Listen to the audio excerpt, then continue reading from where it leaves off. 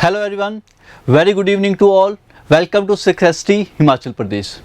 तो आज के सेशन की बात करें, आज के सेशन में हम क्या करने जा रहे हैं, हम कंप्यूटर के 10 मोस्ट इंपॉर्टेंट क्वेश्चन कवर करेंगे। और ये जो 10 क्वेश्चन होंगे, ऐसा नहीं है सिर्फ एक टॉपिक उठाया और उसके हमने 10 क्वेश्चन प्रैक्टिस कर लिए। हम कुछ अलग अलग टॉपिक आपके सामने लेकर आएंगे और उनमें से कुछ इंपॉर्टेंट क्वेश्चन होंगे, उनकी आपको प्रैक्टिस करवाएंगे। जिससे क्या होगा, जिससे ये होगा आपके जो अलग अलग टॉपिक हैं वो भी प्रिपेयर होते रहेंगे, उनके क्वेश्चन भी आप करते जाओगे और उनकी प्रैक्टिस भी साथ साथ चलती रहेगी। तो ऐसा नहीं होगा कि हम 3-4 क्लासेस में सिर्फ एक टॉपिक ही कवर कर रहे हैं। तो आपके क्या हो जाएगा कि अगर आपने मल्टीपल लेक्चर लगाए हैं, मल्टीपल सेशन आपने देखे, तो आपको पता चल जाएगा कि हमने अलग अलग सेशन में अलग अलग टॉपिक्स के ऊपर डिस्कस नहीं किया, बल्कि हर एक सेशन में अलग अलग टॉपिक इंक्लूड किया, ताकि आप सभी को एक फ्रूटफुल सेशन मिले। एक सेशन में ही अलग अलग टॉपिक देखने को मिले, अलग अलग टॉपिक से क्वेश्चन देखने को मिले, ताकि आपकी प्रेपरेशन चलती रहे। चलो फिर आज के सेशन की शुरुआत करते हैं और देखते हैं आज के सेशन का सबसे पहला क्वेश्चन क्या है। तो सबसे पहला क्वेश्चन देखिए, जो एक बिल्कुल बेसिक है, कंप्यूटर बेसिक्स से ये क्वेश्चन उठाया हुआ है। देखिए एक साइड पर आप देख सकते हो, हमने यहाँ पर सिर्फ और सिर्फ आपके लिए टॉपिक भी लिख दिया कि कौन से टॉपिक से हमने ये क्वेश्चन पिक किया है।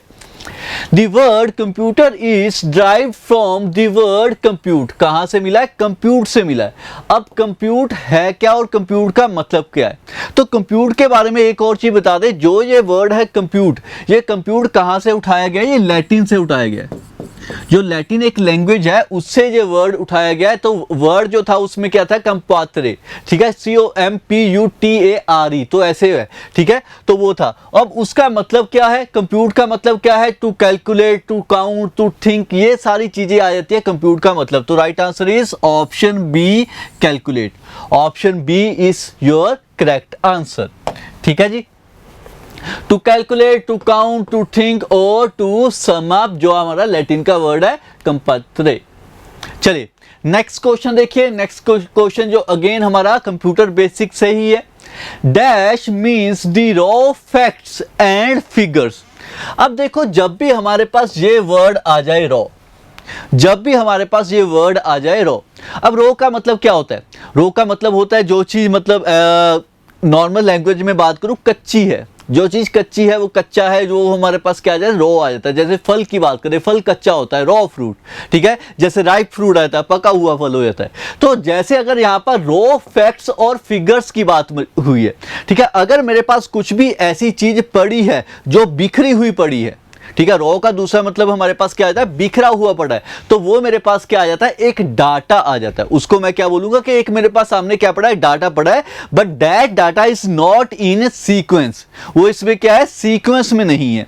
तो वो मेरे पास क्या आ जाएगा? डाटा आ जाएगा। लेकिन यही यहां पर रॉ ना लिखा हो, अगर लिखा हो फैक्ट्स एंड फिगर्स, और साथ में ऐसा भी आपको बता दिया गया हो कि ये सारा एक सीक्वेंस में है, ये सारा एक सीरियल ऑर्डर में है, तो जो वो चीजें एक रॉ डाटा से सीरियल ऑर्डर में बन जाती हैं, जो चीज सीरियल ऑर्डर में आ जाती है, उस चीज को हम बोलते हैं इंफॉर्मेशन। उस चीज को हम बोलते हैं इंफॉर्मेशन, क्योंकि वो सीरियल ऑर्डर में है।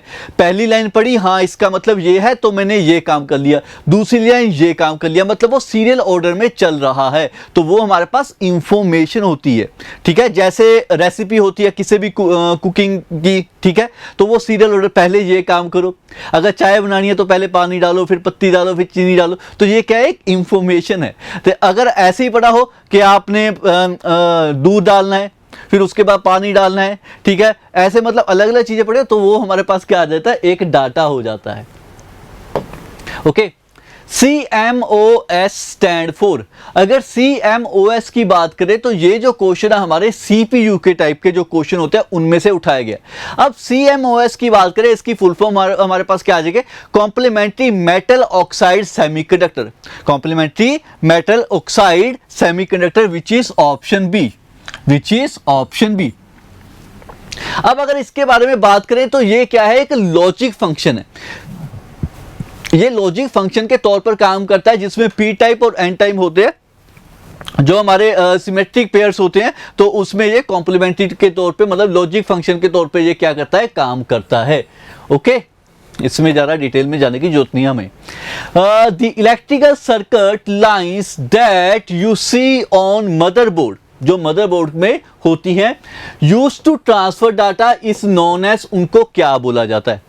जब भी कहीं आपने मदरबोर्ड देखा होगा, चाहे कोई फोटो में ही देखा हो, तो आपने हमेशा देखा होगा कि उस पर ऐसे लाइंस ही चलती रहती है, कहीं ना कहीं चलती रहती है। जो वो लाइंस होती हैं वो किस लिए होती हैं? वो कोई भी जो डाटा होता है उसको ट्रांसफर करने के लिए होता है, एक जगह से दूसरी जगह, इवन टू कंप्यूटर, ठीक है। तो जो वो डाटा होता है, जो ये लाइंस होती हैं, उस लाइंस को और क्या कहा जाता है? उस लाइन को क्या कहा जाता है? बस। उस लाइन को क्या कहा जाता है? बस कहा जाता है। मतलब जिसके तौर से डाटा क्या हो रहा है? ट्रांसफर हो रहा है एक जगह से दूसरी जगह तक। सब सिस्टम ट्रांसफर डाटा ट्रांसफर कर सकते हैं हम इनसाइड द कंप्यूटर, या मल्टीपल कंप्यूटर्स में भी हम डाटा ट्रांसफर कर सकते हैं। सिर्फ और सिर्फ ऐसा नहीं है कि मदरबोर्ड कंप्यूटर के अंदर ही डाटा ट्रांसफर करेगा, हम अलग अलग पीसीस में भी कर सकते हैं। अब कंप्यूटर मेमोरी से क्वेश्चन है। कंप्यूटर मेमोरी से बात करें, information in memory of digital computer is stored in, जो भी इंफॉर्मेशन डिजिटल कंप्यूटर में स्टोर होती है वो किस फॉर्म में स्टोर की जाती है? तो जैसे कि हम सभी को पता है, शुरू से पढ़ते आ रहे हैं, तो बाइनरी डिजिट्स में 0 और 1 के फॉर्मेट में जो भी हमारी इंफॉर्मेशन है उसको स्टोर किया जाता है। When a group of 8 bits, again computer memory से क्वेश्चन है, when a group of 8 bits comes together they form a, जब भी 8 बिट्स एक साथ जुड़ जाती है तो उनको क्या बोला जाता है? तो 8 बिट्स की बात करें, मतलब मेरे पास यहां पर क्या आ गया? बिट। तो सबसे छोटी टर्म की बात कर रहा हूं, जो मेरे पास क्या आ गई? बिट आ गई, ठीक है। अगर ऐसे 8 जोड़ दूं तो 8 को क्या बोला जाता है? उसको हमारे पास क्या बोला जाता है? बाइट। उसको क्या बोला जाता है? बाइट बोला जाता है। तो इसको बेटर अंडरस्टैंड करने के लिए सिर्फ और सिर्फ ये डायग्राम देख लो, आपको इजीली समझ आ जाएगा। 0 और 1 की फॉर्म में ये आपको जो एक फिगर और या डायग्राम आपके सामने है, तो 0 और 1 क्या शो कर रहा है कि बाइनरी डिजिट्स में चल रहा है, कोई भी आपके पास डाटा पड़ा है, ठीक है। सबसे छोटा जो मेरे पास क्या आ गया? 1 बिट आ गया। अगर ऐसी 8 बिट्स को कंबाइन कर दूं तो वो मेरे पास किसके बराबर बन जाएगी? 1 बाइट के बराबर बन जाएगी। Next is from computer software. Windows, Linux, Android, Unix, etc. are the example. तो पहले मैं उन चीजों की बात कर रहा हूं जो आपने अक्सर सुनी होंगी, जैसे विंडोज। अगर आप कोई लैपटॉप से देख रहा है, कोई कंप्यूटर से देख रहा है, तो आपने ज्यादातर विंडोज 7, विंडो 10, विंडो 11 जो भी कंट्री चल रही है, ये आपने मैक्सिमम सुना होगा। और वो कोई स्टूडेंट जो अभी अपने मोबाइल से देख रहे हैं, तो उन्होंने एंड्रॉयड के जो हमारे पास क्या आ जाता है, जिसमें हम एपीके जो हमारी एप्लीकेशन होती है वो कोई डाउनलोड करते हैं, जिसके बाद हम कोई भी एप्लीकेशन को यूज कर सकते हैं।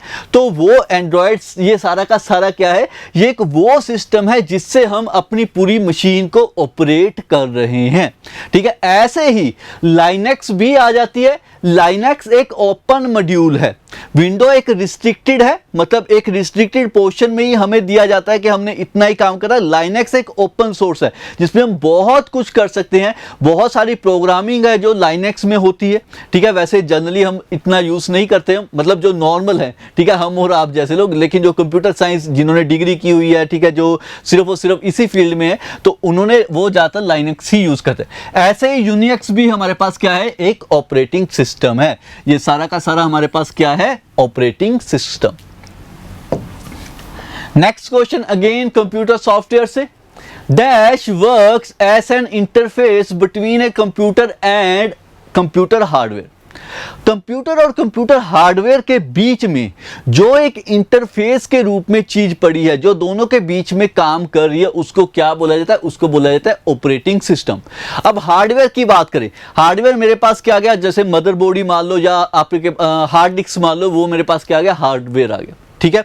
और दूसरा मेरे पास यहां पर क्या लिखा है? हार्डवेयर और कंप्यूटर यूजर। कंप्यूटर यूजर हो गया मैं, ठीक है। मेरे सामने यहां पर देखो पीसी पड़ा है, आपको नहीं दिख रहा, मतलब पड़ा है, ठीक है। ये जो पीसी पड़ा है हार्डवेयर भी है। अब ये कंप्यूटर चलेगा कैसे? अगर इसमें ऑपरेटिंग सिस्टम होगा तभी एक यूजर इस पीसी को ऑपरेट कर पाएगा अच्छे से, ठीक है, तो वही है कि अगर एक हार्डवेयर में और यूजर में कोई चीज होगी ऑपरेट करने के लिए, तभी वो क्या कर सकेगी, अच्छे से वर्क कर सकेंगे, तभी हम एक दूसरे को इंटरफेस को अच्छे से समझ सकेंगे। ओके, तो एक ऑपरेटिंग सिस्टम चाहिए दोनों के बीच में, जो हमारे पास इस कंप्यूटर में है, विंडोज जो भी आपके पास है उसकी बात करें। RAM and ROM are examples of, okay, very good question. Questions की बात करें तो कंप्यूटर स्टोरेज, उसमें से क्वेश्चन ये पिक किया गया है। अब आप रैम एंड रोम की बात करें, अगर कंप्यूटर की बात करें, कंप्यूटर में हमारे पास क्या आ जाती है, कंप्यूटर की मेमोरी आ जाती है, कंप्यूटर की मेमोरी आ जाती है। मेमोरी हमारे पास फर्दर दो अलग अलग टाइप्स की आ जाती है, जिसमें एक हमारे पास क्या आ जाती है, प्राइमरी मेमोरी, दूसरी हमारे पास क्या आ जाती है, सेकेंडरी मेमोरी, दूसरी हमारे पास क्या आ जाती है, सेकेंडरी मेमोरी। अब अगर मैं रैम और रोम की बात करूं, ये दोनों ही हमारी किस में आ जाती हैं, ये दोनों ही हमारी प्राइमरी मेमोरीज में आ जाती हैं। अगर मैं सेकेंडरी मेमोरी की बात करूं, सेकेंडरी मेमोरीज में फर्दर हमारे पास क्या आ जाता है, जो हमारे पास सीडी होगी, डीवीडी होगी, ठीक है, हार्ड डिस्क होगी, पेन ड्राइव होगी, तो ये सारा मेरे पास क्या आ जाता है, सेकेंडरी डिवाइसेस में आ जाता है, ठीक है, या सेकेंडरी मेमोरीज में आ जाता है। अब बात करें रैम और रोम की, तो वो हमारे पास क्या है, एग्जाम्पल ऑफ प्राइमरी मेमोरी। किसकी एग्जाम्पल है वो, प्राइमरी मेमोरी की एग्जाम्पल है। अब रैम की फुल फॉर्म की बात करें तो हमारे पास क्या आ जाएगा, रैंडम एक्सेस मेमोरी। अगर रोम की फुल फॉर्म की बात करें तो हमारे पास क्या आ जाएगा, रीड ओनली मेमोरी।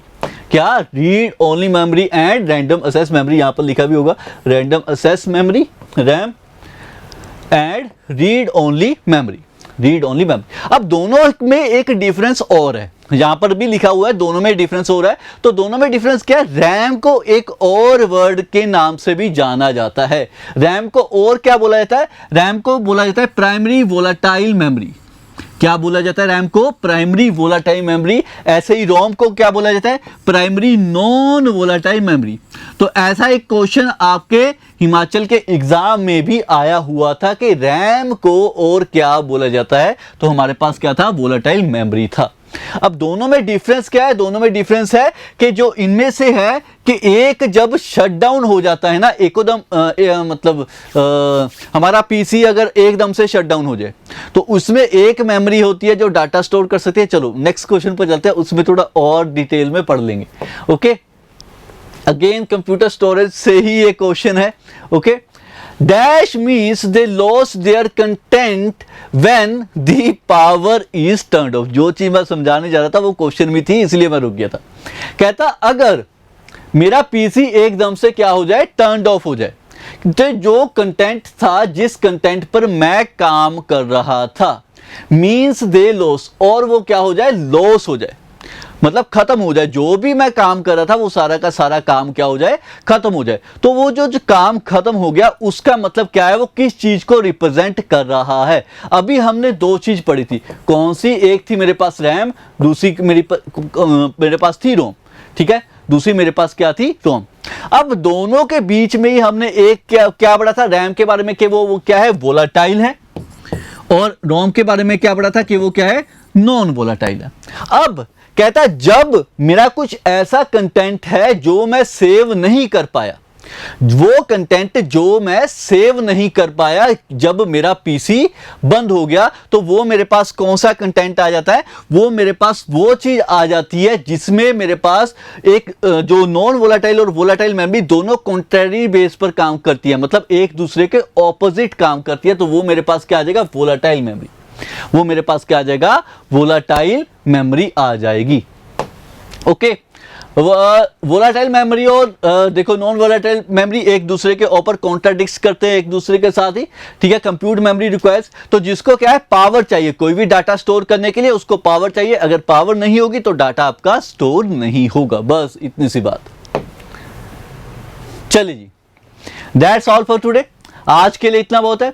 तो जुड़े रहिए हमारे साथ। जैसे कि आप सबने देखा ही होगा कि हमारे सक्सेस ट्री हिमाचल प्रदेश के चैनल पर आपको अलग अलग मॉड्यूल से कुछ ना कुछ मटेरियल मिल रहा है, तो जिससे आपकी क्या है, प्रेपरेशन होती रहेगी आपके एग्जाम के लिए, ठीक है। तो लाइक करना इस वीडियो को और चैनल को सब्सक्राइब करने के लिए ना भूलिए। चलिए जी, that's all for today, take care, bye bye, see you and जय हिंद।